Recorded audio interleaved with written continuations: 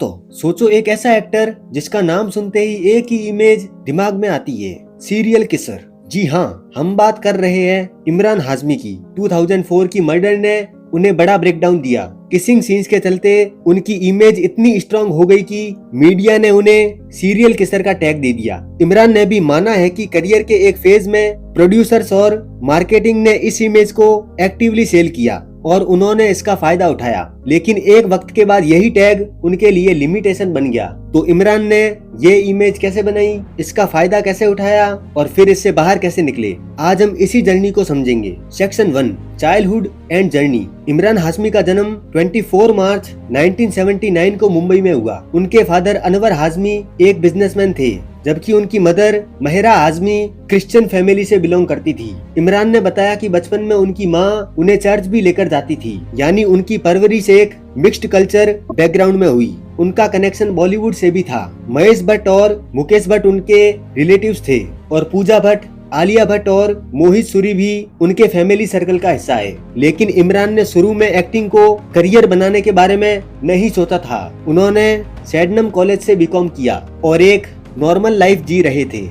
फिर उनके अंकल महेश भट्ट ने 2003 की फिल्म फुटपाथ में उन्हें एक्टिंग का मौका दिया। फिल्म तो नहीं चली और इसी के साथ इमरान के करियर की शुरुआत एक डिसअपॉइंटमेंट के साथ हुई। लेकिन सिर्फ एक साल बाद सब कुछ बदलने वाला था। 2004 में मर्डर रिलीज हुई। मल्लिका शेरावत के साथ इस फिल्म ने इमरान को रातों रात स्टार बना दिया। लेकिन इसी सक्सेस के साथ उनके नाम के साथ एक टैग भी चिपक गया, सीरियल किसर। लोगों को लगा कि ये ही इमरान की असली पर्सनैलिटी है, लेकिन कैमरे के पीछे की कहानी कुछ और ही थी। Section 2, serial kisser image. Imran Hashmi की सीरियल किसर इमेज सिर्फ कोइंसिडेंस नहीं थी। 2026 में उनकी फॉर्मर पब्लिसिस्ट पारुल गोशन ने बताया कि महेश भट्ट के साथ मिलकर किसिंग सीन को हाईलाइट करने की मार्केटिंग स्ट्रेटेजी बनाई गई थी, ताकि इमरान की एक यूनिक आइडेंटिटी क्रिएट कर सके।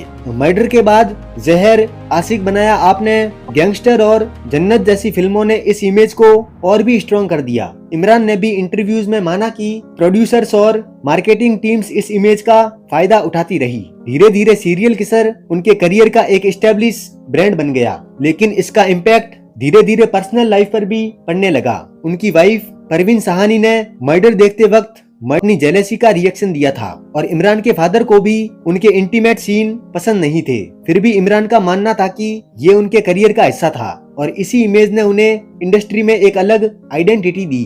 यानी सीरियल किसर सिर्फ एक निकनेम ही नहीं, बल्कि इमरान हाशमी का एक ब्रांड बन चुका। सेक्शन 3, मैरिड वुमेन्स के साथ अफेयर। इमरान की पर्सनल लाइफ का एक ऐसा चैप्टर जिसके बारे में उन्होंने खुद ओपनली बात की थी। 2005 के एक इंटरव्यू में इमरान ने बताया था कि उनका एक मैरिड वुमेन के साथ रिलेशनशिप रहा था। उनके मुताबिक शुरुआत में उन्हें उसकी शादी के बारे में पता नहीं था। सच सामने आने के बाद में उन्हें बहुत गिल्ट भी हुआ, लेकिन रिलेशनशिप तुरंत खत्म नहीं हुआ। इमरान ने माना कि उस वक्त इमोशंस के सामने लॉजिक काम नहीं कर रहा था। आखिरकार सिचुएशन सामने आई और कॉमन फ्रेंड्स ने मैटर को हैंडल किया। बाद में इमरान ने कहा कि इस एक्सपीरियंस के बाद उन्होंने ऐसे रिलेशनशिप से डिस्टेंस बनाना शुरू किया।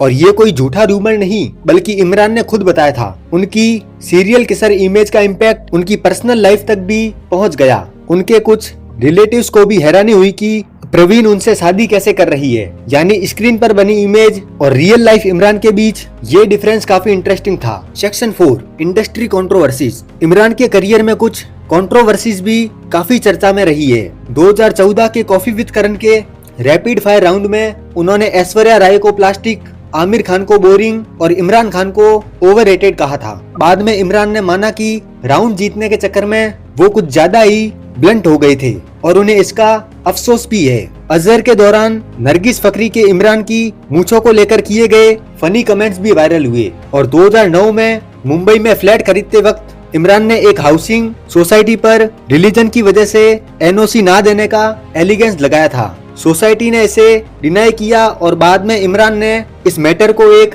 मिसअंडरस्टैंडिंग बताया। और रिसेंट में 2025 में पाकिस्तानी एक्टर जावेद शेख ने भी इमरान के साथ एक पुरानी मीटिंग को लेकर रूड बिहेवियर का क्लेम किया। बाद में इमरान ने कहा कि उन्हें ऐसी कोई बात याद नहीं है। यानी इमरान का करियर कई कंट्रोवर्सी से भी गुजरा है, लेकिन कई मौकों पर उन्होंने अपनी साइड खुद ओपनली एक्सप्लेन की। सेक्शन 5, बेटे अयान का कैंसर। लेकिन कंट्रोवर्सीज और करियर के अप्स एंड डाउन से कई बड़ी पर्सनल बैटल इमरान की लाइफ में तब आई जब उनके बेटे अयान को कैंसर हुआ। जनवरी 2014 में अयान की हेल्थ को लेकर कंसर्न्स के बाद डॉक्टर से कंसल्टेशन हुआ, जहां उन्हें विल्म्स टॉमर यानी किडनी कैंसर का बताया गया। इसके बाद अयान का ट्रीटमेंट शुरू हुआ, जिसमें सर्जरी और केमोथेरेपी भी शामिल थी। अगले कुछ साल पूरी फैमिली के लिए इमोशनली बहुत चैलेंजिंग रहे, लेकिन लगभग 5 साल की इस जर्नी के बाद जनवरी 2026 में अयान को कैंसर फ्री डिक्लेयर किया गया। इमरान ने इस एक्सपीरियंस को अपने तक ही नहीं रखा। उन्होंने अयान की जर्नी पर the kiss of life, how a super hero and my son defeated cancer नाम की बुक भी लिखी। इस एक्सपीरियंस ने इमरान की प्रायोरिटीज को भी बदल दिया। स्टारडम और करियर से कहीं ज्यादा इम्पोर्टेंट उनके लिए फैमिली और अयान की हेल्थ बन गई, और शायद यही इमरान की कहानी का सबसे ह्यूमन साइड है। स्क्रीन पर एक इमेज, लेकिन रियल लाइफ में एक फादर जो अपने बेटे के साथ एक इनक्रेडिबली डिफिकल्ट जर्नी से गुजरा। सेक्शन 6, इमेज चेंज और बाकी इंटरेस्टिंग स्टोरीज। वक्त के साथ इमरान हाशमी ने सीरियल किसर इमेज से बाहर निकलने की भी कोशिश की। Once upon a time in Mumbai, the dirty picture और संगल जैसे प्रोजेक्ट्स में उन्होंने एकदम डिफरेंट कैरेक्टर एक्सप्लोर किया। लेकिन इमरान के मुताबिक पुरानी इमेज को तोड़ना आसान नहीं था। प्रोड्यूसर्स और मार्केटिंग ने सालों तक उस ब्रांड का फायदा उठाया, इसलिए उसे रीडिफाइन करना बहुत ही मुश्किल था। इसी बीच उनके करियर का एक डिस्टर्बिंग फैन एनकाउंटर भी सामने आया। हैदराबाद के एक इवेंट में भीड़ के दौरान एक मेल फैन ने बिना परमिशन उनके गाल पर किस कर दिया। इमरान ने बाद में उसे अपने अनकंफर्टेबल फैन एक्सपीरियंस में से एक बताया। तो दोस्तों, ये थी इमरान हाशमी की लाइफ की स्टोरीज और कंट्रोवर्सीज। तो वीडियो को लाइक करो और चैनल को सब्सक्राइब करो। मिलते हैं नेक्स्ट वीडियो में।